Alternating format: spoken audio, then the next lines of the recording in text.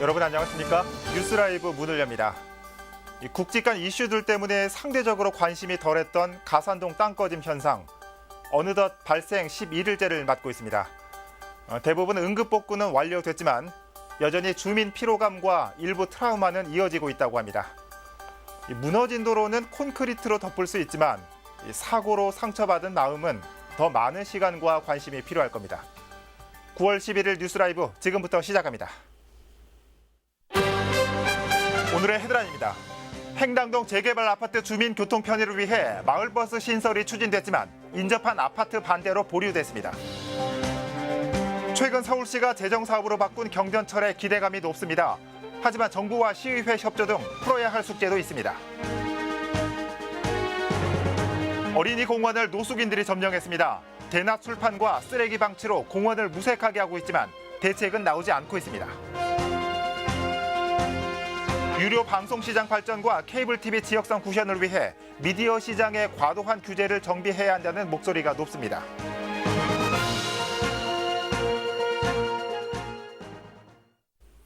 성동구가 행당 이동 재개발 아파트 주민들의 왕십리 진출이 용이하도록 마을버스 신설이 추진되고 있습니다. 하지만 기존 아파트 주민들은 소음과 매연으로 피해를 본다며 신설을 반대하고 있습니다. 어떻게 된 일인지 조성엽 기자가 취재했습니다. 성동구 행당 이동의 재개발 아파트 밀집 지역입니다. 재개발 이후 신축 아파트에 3,000세대가 입주했고 이곳 주민들은 지역 중심지인 왕십리 일대로 진출하는 마을버스 신설을 요구했습니다. 그 결과 구는 기존 3번 마을버스에 더해 3-2번 마을버스 설치를 계획했습니다. 3-2번 마을버스는 신금호역에서 출발해 논골 사거리에서 좌회전을 하고 행당 이동 재개발 아파트 일대를 돌아 왕십리역으로 가는 노선입니다. 하지만 이 노선을 두고 기존 아파트 주민들의 반발이 터져나오고 있습니다. 신축 아파트 인근에 위치한 A 아파트 주민들은 마을버스가 경사가 높고 차량 통행이 적은 A 아파트 정문 앞을 지나게 된다며 큰 피해를 볼 것이라 우려하고 있습니다. 해당 구간이 언덕이라 버스가 내는 굉음이 클 것이고 저지대인 아파트 내부로 매연이 날아들 것이라는 게 그 이유입니다. 더구나 해당 주민들은 기존 3번 마을버스만으로도 큰 불편함이 없다며 신축 아파트 주민들의 편의를 위해 희생을 감수해야 하는 상황이라며 불만을 터뜨리고 있습니다. 이게 운동한다잖아요. 그렇죠. 밟아야 될 거 아니에요. 너무 하잖아요. 큰 장난 아니에요. 마을버스 여기 오고 1번, 3번 다 타는데 굳이 저희가 원해서 하는 게 아닌데. 우리 아파트가 저쪽 도로를 연해서 더 낮게 설치돼 있다고. 그리고 그쪽 주민들은 바로 그 매연이나 소음이나. 현재 구청 민원 게시판은 노선 신설을 찬성하는 재개발 아파트 주민들의 의견과 이를 반대하는 A아파트 주민들의 의견이 팽팽히 맞물리는 상황. 구는 이미 버스 증차 계획과 노선 검토를 서울시에 신청했지만 반대 민원이 있는 만큼 노선 보류를 고려 중입니다. 그럼 일단 수용을 해서 이 사람들이 구체적인 내용을 갖고 오면은 검토해가지고 또 항상 자기는 뭐라 그러냐면 빨리 해라. 그 심의해서 통과한 건데 왜 안 했냐. 빨리 해라. 현재 대안으로 A아파트 정문 앞 도로가 아닌 재개발 과정에서 새로 생긴 인근 도로로 노선 변경을 검토 중입니다. 하지만 이 역시 마을버스 유턴 문제 등으로 서울시경 등의 협조가 필요한 상황이라 실제 진행될 가능성은 적다는 게 구의 설명. 현재로선 3-2 마을버스 노선 신설까지 더 많은 시간이 필요해 보입니다. 딜라이브 설경기 케이블 TV 조성엽입니다. 마포구에서는 청소년 정책 토론회가 열렸습니다. 민선 7기 청소년 정책 방향에 대해 청소년을 포함한 다양한 분야의 전문가들이 모여 목소리를 높였습니다. 천서연 기자입니다. 각계각층의 청소년 전문가들과 200여 명의 마포구 청소년들이 한자리에 모였습니다. 민선 7기 청소년 정책 방향에 대해 논하는 자리입니다. 먼저 진로교육 부문. 학년 또는 학급 단위로 진행되는 진로교육이 개인의 성향과 특성을 제대로 반영하지 못하고 있다는 의견입니다. 소규모 혹은 동아리 형태로 학생들이 구성돼 해당 직업을 직접 체험해보는 직업 체험 형태의 진로교육이 필요하다는 것입니다. 자발적인 진로 탐색을 좀 지원할 수 있는 그런 진로교육이 필요하다. 이런 취지하에 학교 교육과 병행해서 학교 밖에서는 제시한 바와 같이 학교 소규모 동아리 형태의 그러한 진로 교육도 우리가 준비할 필요가 있겠다. 봉사활동에 대한 회의적 시각도 많았습니다. 학교를 중심으로 진행되는 청소년 자원 봉사활동이 단순히 이수 시간을 채우는 데 방점이 맞춰져 있다는 것입니다. 봉사활동의 참된 의미도 자원봉사의 가치도 제대로 담아내지 못하고 있다는 의견입니다. 1995년부터가 제도화시켜서 자원봉사활동, 총자원봉사활동을 권장해서 20년이 됐는데 현재 스코어 자체 청소년들한테 별 의미 없는 해야만 되는 그런 굴레로서 남아있지 않을까. 당사자인 학생들은 청소년 시설에 대한 갈망이 많았습니다. 청소년들이 이용할 수 있는 독서실이나 동아리 활동실, 모임 장소와 문화 휴식 공간 등이 지역 안에서 절대적으로 부족하다는 것. 일부 시설의 경우 운영 시간이 운영자 중심에 맞춰져 있다 보니 정작 청소년들은 이용할 수 없고 그 또한 일부 지역에 편중돼 있어 이용하는 학생들이 극히 한정돼 있다는 겁니다. 제2번역에는 초등학교와 중학교 그리고 고등학교 수가 가장 많은 지역이지만 청소년 시설이 하나도 없습니다. 그래서인지 5개의 수련 시설을 포함하고 있는 4번역 청소년에 비해 2번역 청소년은 수련 시설에 대해 인지하지 못하는 경우가 대부분입니다. 한편 이날 토론회는 지난 6월부터 7월까지 한 달간 마포군의 초, 중, 고교생 7천여 명을 대상으로 실시한 청소년 실태조사를 토대로 진행됐습니다. 마포군은 이날 나온 다양한 제언들을 민선 7기 청소년 정책에 담아내겠다는 계획입니다. 딜라이브 서울경기 케이블TV 천선입니다. 유료 방송 시장의 발전 방향을 모색하는 자리가 마련됐습니다. 딜라이브가 카이스트와 함께 진행한 미디어 융합 환경 연구 결과가 발표됐습니다. 규제 완화의 필요성과 지역 채널 활성화 등 주요 현안에 대한 논의가 이루어졌습니다. 김동훈 기자입니다. OTT 서비스와 1인 미디어 확대, 콘텐츠의 다양화 등 미디어 환경의 변화로 유료 방송 시장 역시 새로운 전환기를 맞고 있습니다. 이런 가운데 딜라이브는 카이스트와 함께 미디어 융합 발전 관련 연구 과제를 수행해왔고 최근 결과 보고의 자리를 마련했습니다. 우리 현실에 맞는 그런 유료 방송사의 앞날을 제시할 수 있는 방법이 있지 않을까. 그리고 우리 규제 체계하고 산업과 학계가 같이 연구해보는 좋은 돌파구를 뭔가 논리를 개발해야 되지 않을까. 보고회에서는 14편의 연구 결과가 발표됐는데 미디어 시장 전반에 과도한 규제를 정비해야 한다는 의견이 다수 제시됐습니다. 우선 성균관대 김희경 교수는 OTT에 대한 규제 완화를 주장했습니다. OTT가 현재 진화 중인 서비스라는 점에서 최소한의 규제만이 필요하다는 것입니다. 케이블 TV 지역 채널의 해설 논평 금지 역시 과잉 규제라는 지적이 제기됐습니다. 김동준 공공미디어 연구소장은 일본 사례와 비교하며 지역성 구현을 강제하면서도 해설과 논평을 금지해 보도 기능을 제한하는 방송법의 모순을 비판했습니다. 동시에 지역 채널이 지역성 구현을 극대화하는 방향을 모색해야 한다고 덧붙였습니다. 국내 사례를 좀 적용시켜보면 과잉 규제가 소지가 있는 그런 규제들은 좀 완화될 필요가 있다라는 생각이 듭니다. 지역으로, 보다 더 지역 단위로, 그다음에 더 작은 곳으로 추구하고 있는 좀 상반되는 생각을 보이고 있습니다. 한편 이 밖에도 한류 콘텐츠 확산 방안과 미래 미디어 이용자의 트렌드 분석 등 콘텐츠와 이용자 중심의 논의도 진행됐습니다. 딜라이브 서울경기 케이블TV 김동훈입니다.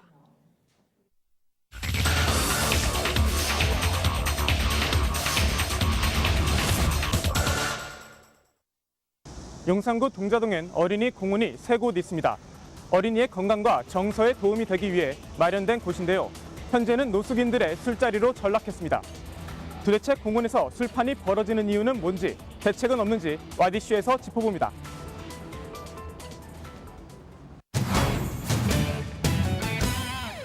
용산구의 한 어린이 공원입니다. 공원 바닥과 벤치, 어린이 놀이시설은 어느새 노숙인들의 술자리가 됐습니다. 대낮부터 만취한 노숙인은 바닥에 엎드려 잠을 자기도 합니다. 이처럼 노숙인들이 어린이 공원에서 술을 마시는 이유는 눈치 볼 필요 없이 저렴한 가격에 술을 마실 수 있기 때문입니다. 사람들이 막 많이 왔다 갔다 하면서 이렇게 막 쳐다보니까 여기서는 쳐다보는 사람은 이제 그렇게 없고 막걸리 값을 치면은 가게에서는 한 3,000원인데 여기서는 이제 1,300원 주고 먹으니까. 공원에서의 술자리는 저녁 늦게까지 계속됩니다. 아버님 지금 술 얼마나 드신 거예요? 한 대. 몇 시부터 드셨어요, 술을? 아, 술 몇 시부터 드셨어요? 상황이 이렇다 보니 공원에선 어린이들을 찾아보기 힘듭니다. 때문에 용산구는 지난해 9월 어린이 놀이터 주변에 철조망 펜스를 설치했습니다. 놀이시설을 이용하는 어린이들의 안전을 보장하기 위해서입니다. 하지만 펜스 설치로 모든 문제가 해결된 건 아닙니다. 놀이시설을 자주 이용하는 어린이집에선 공원에서의 음주 행위가 금지되길 바라고 있습니다.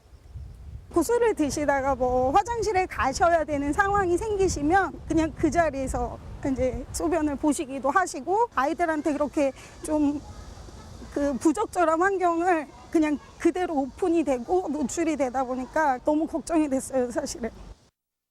왔을 때 일단 뭐 깨진 술병이나 아이들 안전에 위험이 되는 요소들이 많이 있었어요. 소리를 지르시거나 교사로서 봤을 때는 조금 위험한 상황들이 많이 연출이 돼 있었죠. 문제는 또 있습니다. 노숙인들이 술을 마시던 자리인데요.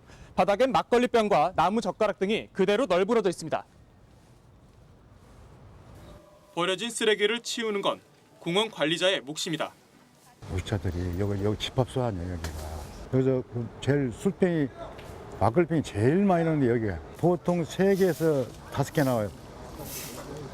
100대짜리로. 지역 주민들 사이에선 어린이 공원이 아니라 노숙인 공원이라는 말이 나오고 있습니다. 어린이 공원이나 노숙자 공원이요? 어린 건축업체가 노숙자들이 와서 놀기 때문에 술 먹고 마시고 막 떠들고 이렇게 안 와요. 어린이들은. 아니 나 같으면 내 순두 새끼가 여기 와서 놀으라고 나 죽었어요. 술 그냥 그런 것들을 보라고. 우리는 또 늙었으니까 못된 게 봐도 그러려니. 하지만 애들한테는 안 되잖아요. 때문에 용산구에선 민원이 접수되면 기동반을 출동시켜 어린이 공원에서 술 마시는 노숙인들을 대상으로 계도 활동을 진행하고 있지만 쉽지 않습니다. 전화 왔어요? 아, 예. 잠시 이동 좀 해주세요. 저쪽으로, 안 돼. 국립이나 도립, 군립, 지질공원과 같은 자연공원에선 탐방로나 산 정상 지점 등 공원관리청이 음주행위를 금지할 필요가 있다고 인정해 지정하는 장소나 시설에선 술을 마실 수 없습니다. 만일 규정을 어기면 1차 5만 원, 2차 10만 원, 3차 이상부턴 10만 원의 과태료가 부과됩니다. 하지만 도시공원에 해당하는 어린이공원은 자연공원과 달리 공원녹지법상 음주가 금지 행위에 포함되지 않기 때문에 단속할 수 없습니다. 기껏해야 심한 소음이나 악취가 나게 하는 등 다른 사람에게 혐오감을 주는 행위 등에 대해서만 금지하고 있을 뿐입니다. 도시공원을 관리하는 구 관계자는 현장에서의 어려움을 토로합니다. 경찰관들한테 이렇게 휘두르다가 이렇게 제압을 당하는 경우도 저희가 눈으로 보았거든요. 법에 이제 한계가 있는 부분을 아시는 분들은 계도라든지 단속에 이제 연연하지 않고 행동을 하시니까 그런 부분이 어려운 부분이 있습니다.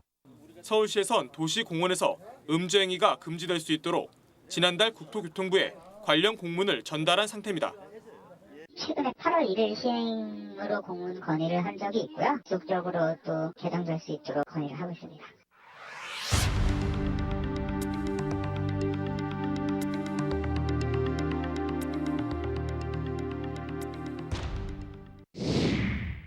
국토교통부에선 현재 도시공원에서의 음주를 금지 행위로 규정할지에 대한 내부 검토를 진행하고 있는데요.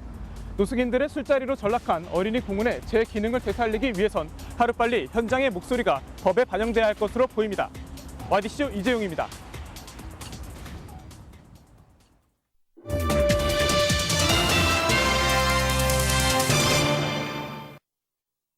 서울 지하철이 적자입니다.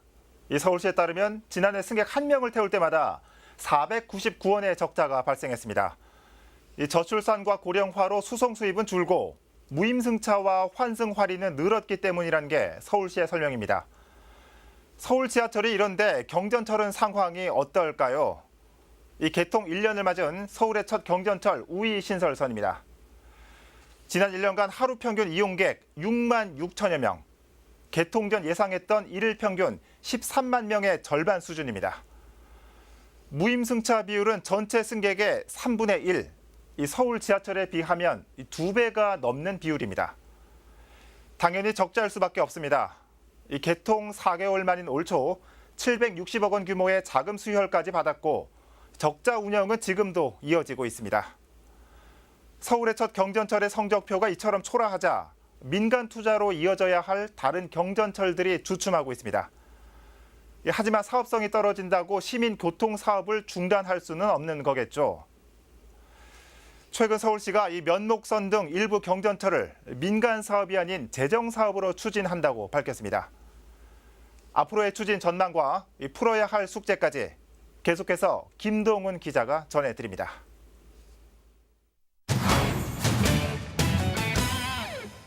그동안 민간 투자 방식으로 진행돼 오며 낮은 수익성을 이유로 사업자 선정에 어려움을 겪어온 면목선 경전철 사업. 최근 시가 재정 사업으로 전환하며 사업 추진에 청신호가 켜졌습니다. 면목선 경전철 사업에 예상되는 소요 예산은 약 9천억 원. 시는 국토부 예규에 따라 총 사업비의 60%인 5,400억 원을 시 재정으로 40%인 3,600억 원을 국비에서 지원받는다는 계획입니다. 사회적 편익이 이제 1이 넘으면 경제적 타당성은 확보되었다고 보는데 경제성은 이제 BC는 1이 넘었습니다. 그거는 뭐 경제성이 있다고 판단되었는데 민간 업체에서 제한하지 않는 것은 어떤 수익성이 이제 없다고 판단했겠죠. 열악한 교통 환경 개선을 위해 면목선 추진이 필수 과제인 중랑구도 반색하고 있습니다. 구 역시 면목선 추진과 연계해 기존 노선 연장과 부대 사업 개발 등의 사업성 확보를 위한 다양한 방안을 검토해 나가겠다는 입장입니다. 시에서 서울시 10개년 도시 철도망 구축 계획이 용역이 끝나서 발표가 되면 또 저희 구에서는 또 맞춰서 시의 방향하고 저희가 지역 내에서 요구되는 사항들을 시하고 협의를 해서. 하지만 서울시 입장에선 아직 해결해야 할 과제도 남았습니다. 면목선을 비롯해 4개의 경전철 노선 신설에 1조 원 이상의 국비가 투입돼야 하는 만큼 정부와의 원활한 협의가 사업 속도에 관건이 될 것으로 보입니다. 시기에는 기본 계획에 대해서 국토부에서 뭐 타당한지 여부를 이제 검토해서 승인해줄 것이고 그 과정에서 이제 기재부하고도 그 어떤 국비가 아마 또 더 늘어난 부분이 있을 겁니다. 늘어나는 부분에서 아마 기재부하고도 협의할 것이고. 한편 경전철 면목선은 신내동에서 청량리를 연결하는 노선으로 시는 2022년 착공해 2027년 개통하는 것을 목표로 하고 있습니다. 딜라이브 서울 경기 케이블 TV 김동훈입니다.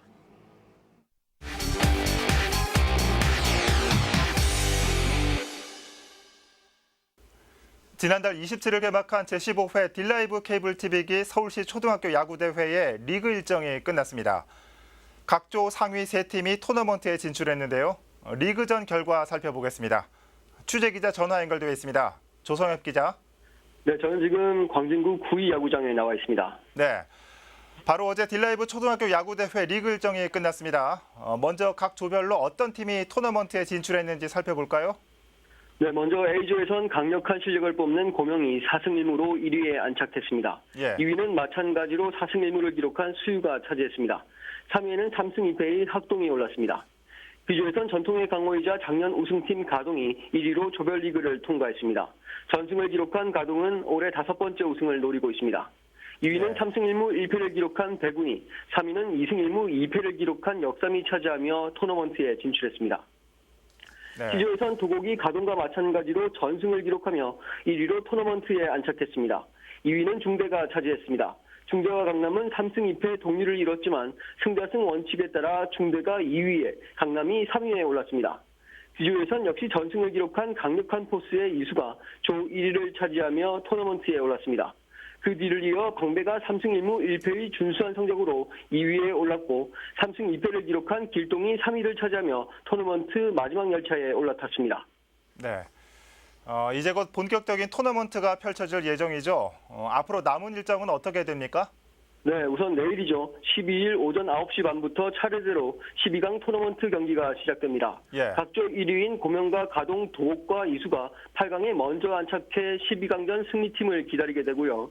어제 추첨을 통해 경기 상대를 뽑은 2, 3위 팀들이 12강 경기에서 자웅을 겨루게 됩니다. 추첨 결과 길동과 수유가 첫 경기로 맞붙고요. 역삼과 중대가 그 뒤를 이어 경기를 펼칩니다. 세 번째 경기는 강남과 방배 경기가 마련돼 있고 내일 마지막 경기는 학동과 백운이 장식할 예정입니다. 네, 12강 토너먼트 이후엔 그 다음 날인 13일 8강 토너먼트가 진행되고요. 14일 4강 토너먼트가 끝나면 이틀간의 휴식 후 이달 17일 대망의 결승전과 대회 폐막식이 펼쳐질 예정입니다. 예. 이번에는 대회 시작부터 이 상향 평준화된 실력 때문에 이 흥미진진한 경기가 이어져 왔죠. 이 토너먼트는 어떻게 전망되고 있습니까? 네, 우선 지난해를 비롯해 지금까지 4번의 우승에 빛나는 가동이 올해도 가장 강력한 우승 후보로 점쳐지고 있습니다. 네. 가동은 리그전에서 압도적인 실력을 발휘하며 각 팀들을 큰 점수차로 승리한 만큼 좋은 성적이 예상됩니다. 가동과 같이 리그전에서 오전 전승을 기록한 도국과 이수의 약진도 눈에 띕니다. 도국은 현재까지 이 대회에서 준승 한 번에 그치고 있지만 올해 응징력 있는 타선을 보여주는 만큼 기대가 되는 팀입니다. 이수의 경우 투타의 고른 활약에 힘입어 이번 대회 강력한 우승으로 거론되고 있는데요. 뒷심만 충분히 발휘한다면 좋은 성적을 거둘 수 있을 것으로 보입니다. 이 밖에 고명과 수유, 백운과 중대 등도 토너먼트 강대로 꼽히고 있습니다. 지금까지 구위 야구장에서 전해드렸습니다. 네. 자, 유난히 더웠던 올여름 이 선수들이 흘린 땀방울이 결실을 맺고 있습니다. 조성엽 기자 잘 들었습니다. 자, 앞으로 꼭 일주일의 일정만을 앞두고 있는 딜라이브 케이블 TV기 서울시 초등학교 야구대회 일정 살펴봤습니다.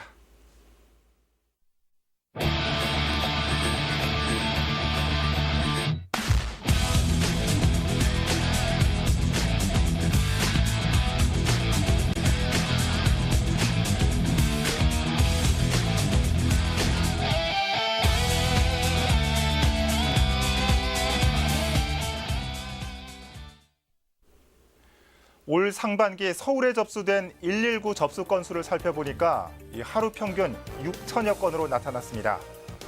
그런데 119 구조대가 나가서 가장 많이 한 일이 바로 이 잠긴 문 열어준 거라고 합니다. 이 생명을 구하거나 위급할 때만 119를 불러야 하는 것. 어린이집 다니는 저희 아이도 아는 일입니다. 뉴스라이브 마칩니다. 시청해 주셔서 고맙습니다.